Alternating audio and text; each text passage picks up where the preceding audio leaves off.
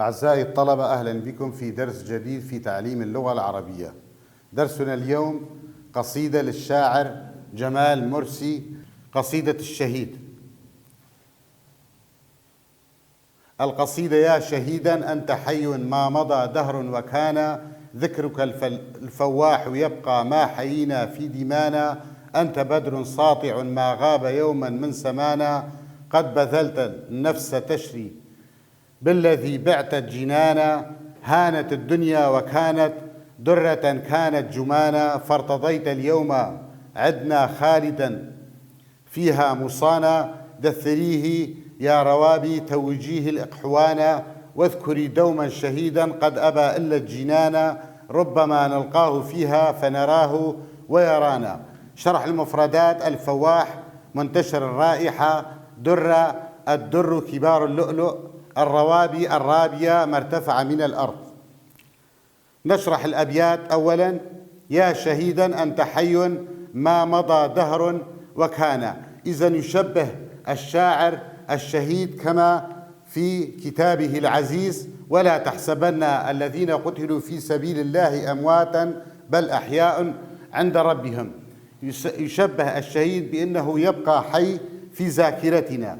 ذكرك الفواح يبقى، إذن يبقى هذا الذكر الطيب الرائحة ما حيينا، هذه الذكرى تبقى في دمائنا. يشبه الشاعر في البيت الآخر: أنت بدر ساطع، يشبهه بالبدر الذي يضوي في السماء في الليالي. قد بذلت النفس تشري بالذي بعت الجنانا. إذن الشاعر يقول بأن الشهيد يبذل بنفسه وبدمه في سبيل وطنه وشعبه. هانت الدنيا، إذن الدنيا لديه هي بسيطة جدا عند الشهيد. فارتضيت اليوم عدنا خالدا فيها مصنى. إذن يرضى هذا الشهيد بالموت في سبيل وطنه. دثريه يا روابي. الروابي قلنا بأن المناطق المرتفعة، هذه الروابي. وتوجيه الأقحوان. الأقحوان هو الورد الطيب الرائحة.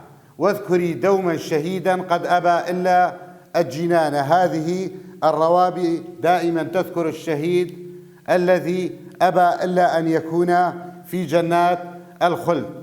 ربما نلقاه فيها فنراه ويرانا. ربما نلتقي في الدار الآخرة مع الشهيد فنراه ويرانا.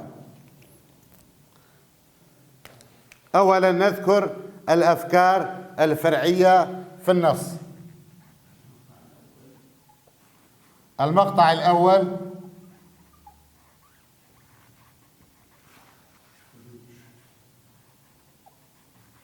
خلود الشهيد.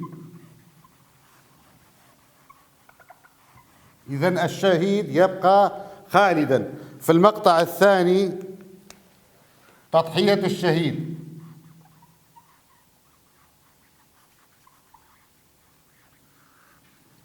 المقطع الثالث: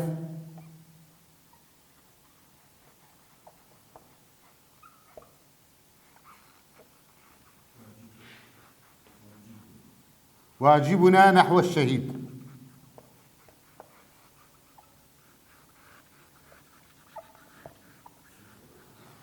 الفكرة العامة: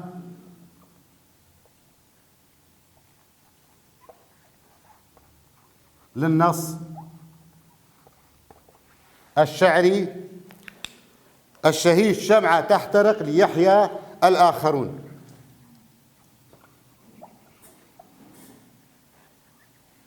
في العودة إلى النص نجري بعض التطبيقات الأعرابية. مثلا نقول في البيت الأول: يا شهيدا. يا أداة نداء، شهيدا منادى نكرة مقصودة غير مقصودة، منصوب وعلامة نصبه الفتحة الظاهرة على آخره. أيضا في البيت الثاني: ذكرك الفواح. ذكرك مبتدأ مرفوع وعلامة رفعه الضمة الظاهرة على آخره، والكاف ضمير متصل في محل جر بالإضافة. الفواح صفة أو نعت مرفوع بالضمة الظاهرة على آخره. أيضا نجري بعض أو في العودة إلى بعض المشتقات نقول ساطع، خالد، لفظا يدل على من قام بالفعل، ويصاغ من الفعل الثلاثي على وزن فاعل. أما الفعل الرباعي فيصاغ من فوق الثلاثي بإبدال حرف المضارع ميما مضمومة وكسر ما قبل آخره.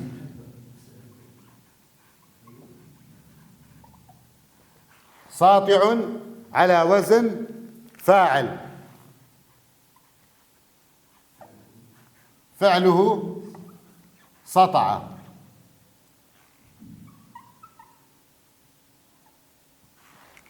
أيضا لدينا خالد فاعل، فعله خلد. أما من فوق الثلاثي فمثلا نقول مغترب، اغترب، حولناه إلى المضارع يغترب. إذا قلبنا حرف المضارعة ميما مضمومة وكسر ما قبل آخره.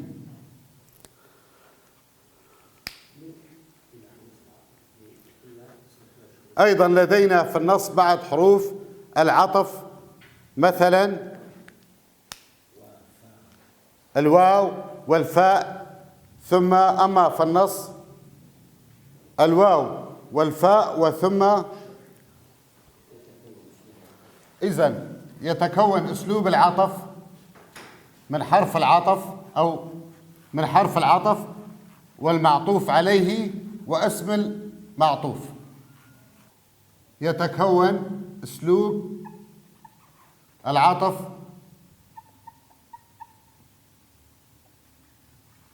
من حرف العطف وأحرف العطف الواو أو ثم الفاء.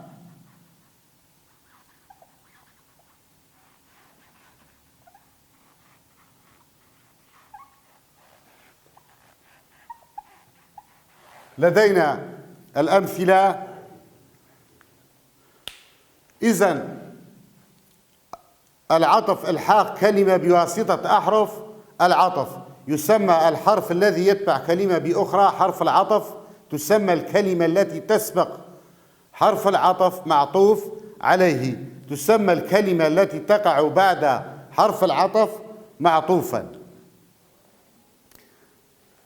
مثلا ذهب جورج وماريا إلى السوق، فالواو يفيد الربط بين اسمين.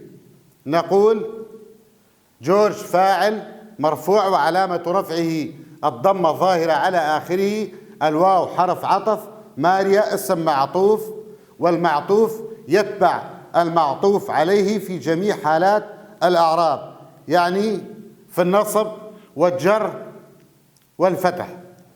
مثلا قرأت جاندة فشيرين فآذين بيت المتنبي، سيذهب دجوار أو دليار إلى الملعب، أوصاهم بحفظه ثم معرفة مضمونه. ما الحرف الذي عطف جاندة على شيرين؟ عطف عليه حرف الفاء. في المثال الأول ما الحرف الذي عطف الاسم دجوار على دليار؟ حرف أو. الحرف الذي عطف معرفة على حفظه في المثال الثالث ثم. إذن عدد حروف العطف هي الواو ثم أو الفاء. اقرأ الأمثلة الآتية ثم نفذ الأنشطة التي تليها. الخيل والليل والبيداء تعرفني، أوصاهم بحفظه، ثم معرفة مضمونه، أحضرت القلم والرصاص. حدد الاسم المعطوف والمعطوف عليه في كل من الأمثلة السابقة. في المثال الأول الاسم المعطوف الليل والبيداء، المعطوف عليه الخيل. أعراب الاسم المعطوف عليه في المثال الأول الخيل والليل. الليل اسم معطوف مرفوع وعلامة رفعه الضمة الظاهرة على آخره. حركة الاسم المعطوف في المثال الأول إذن الضمة، والمعطوف عليه مبتدأ مرفوع بالضمة. إذن يطابق الاسم المعطوف المعطوف عليه في علامات الإعراب. إذن القاعدة العامة: العطف إلحاق كلمة بكلمة بواسطة أحد أحرف العطف. المعطوف عليه اسم يقع قبل حرف العطف، والمعطوف اسم يقع بعد حرف العطف. من حروف العطف الواو ثم أو الفاء. إذن يطابق الاسم المعطوف عليه في علامات الأعراب. ودمتم أتمنى لكم النجاح والتوفيق.